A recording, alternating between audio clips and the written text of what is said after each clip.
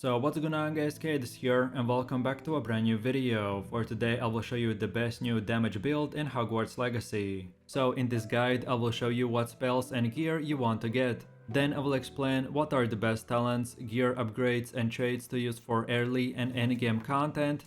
And then lastly I will show you the best gameplay and even which stats you need to prioritize when leveling, so you would be able to get the best results and highest damage possible and much more. So if this sounds interesting to you, then let's get right into it.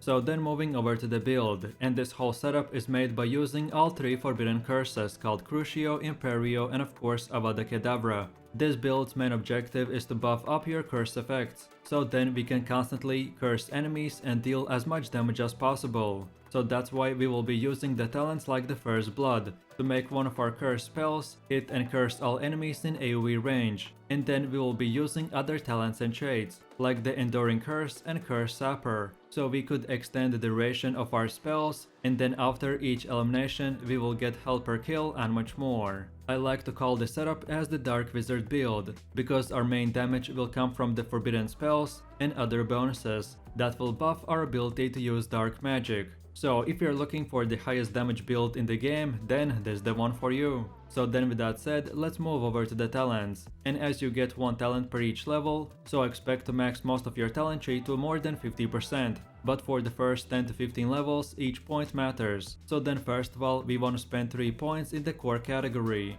And we want to unlock the spell knowledge 1 and 2, and then the swift move as well. Then let's move over to the dark arts, and we want to fully max this whole thing out. And then lastly, we want to open up the spells category and unlock the Defendo Mastery, then the Incendio Mastery, and then lastly the Confringo Mastery. As I said at the start, Hogwarts Legacy doesn't have the same talent system like in other games, so I recommend to first of all use the only talents that I told you to unlock first, but then when you get higher level, then you can spend your points in whatever order you like. So then let's move over to the gear, and in this game the gear stats are very basic. So we have our health, defense and offense, and then in total we have 6 gear pieces. So we get gloves, facewear, hats, scarves, cloaks and outfit.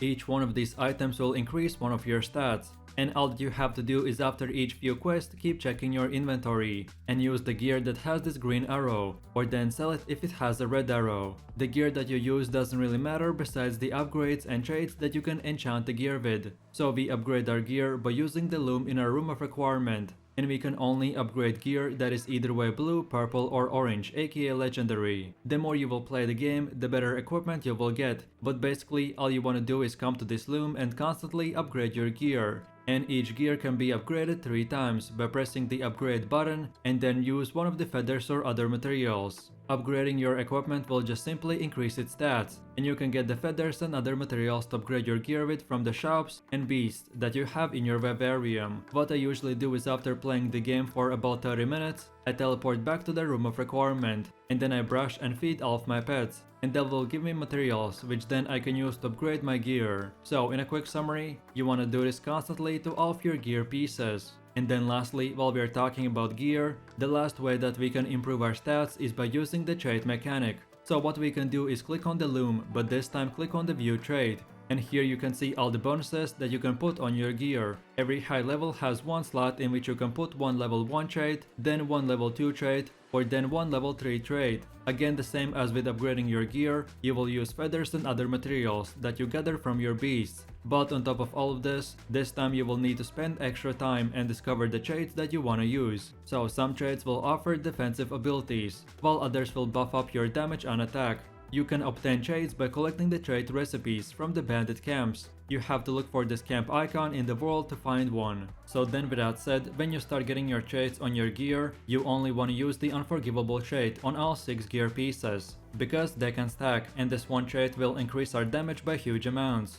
And of course you will start with level 1 traits, but the more you will play, the better traits you will unlock. So then at the end you will want all of your gear with the traits that I previously mentioned, but all at level 3.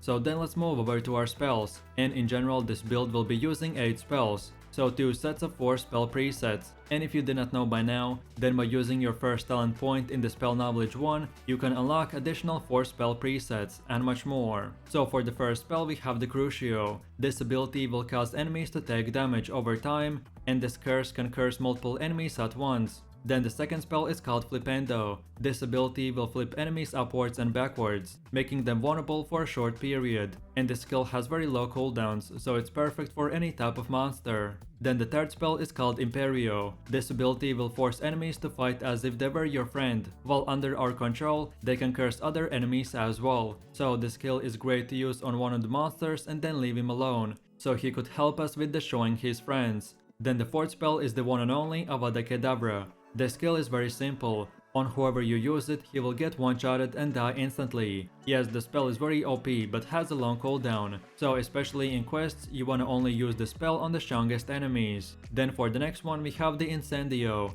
and this skill will shoot a quick burst of fire. While the range is short, all enemies hit with the fire will take burning damage constantly. Then for the next one we have the Defendo spell. This skill will slash enemies from afar, doing a lot of damage. Then for one of the last spells we have the Axio. This skill will summon or basically pull enemies or objects closer. This is another good ability that won't do any damage, but is very useful to break enemy casting or just use it in completing all the puzzle quests in the game. And then lastly we will be using the Confringo. This is a long range bolt that deals damage on impact. Enemies hit with the fire attack will continue to take damage for few seconds, and during that time collisions will result in incendiary burst, which will do even more damage. So overall this build's main strategy is to utilize all the forbidden curses and buff all the damage over time as much as we can. And by the way, just for a quick information, you can unlock all 3 forbidden spells when you reach about level 25 and have completed all 3 Sebastian Salo forbidden spell quests. Then as well as you can see, we can unlock the third spell preset and even the fourth one, but in my opinion 2 presets are plenty enough for combat, and by the time we use all 8 spells, the first ones are ready to be used again. So then lastly, for our essential combat spells, like most of us already know, we have the basic cast, which by pressing a left click will do a simple basic attack.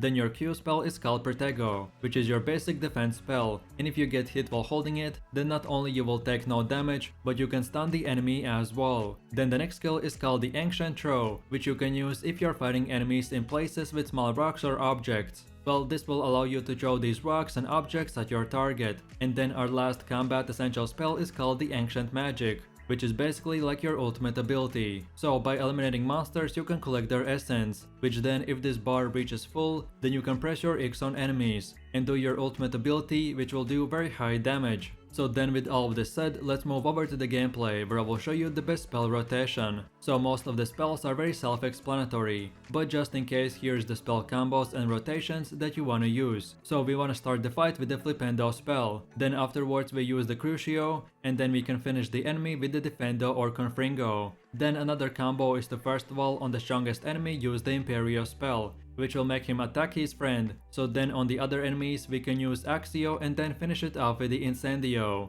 And then lastly of course on whoever enemy you wanna just one shot, then use the Avada Kedavra and that's it. What I usually do is combine all of these 3 combos in one rotation. So I usually use the Imperio on one random enemy, and then switch to the next one and then use Flipendo, then Crucio, then Incendio, then Accio, and then finish it off with the Defendo or Confringo. And then lastly, I always save my Avada Kedavra spell for elite monsters. But if I know that I won't be fighting any hard enemies, then I just simply find a random enemy with full HP, and then just one-shot him to make the spell go back on the cooldown. And of course, by default you want to keep on using the dodge or Q to escape enemy attacks, and then as well keep on left clicking for basic attacks, and that's about it. So with that said, I really do appreciate everyone for watching guys, and I hope you enjoyed it. If you have any suggestions, feedback or other good Hogwarts Legacy guides that you would like to see in the next video, then feel free to leave your comments in the comment section down below. And while you're doing that, please click like, subscribe and enable that notification bell,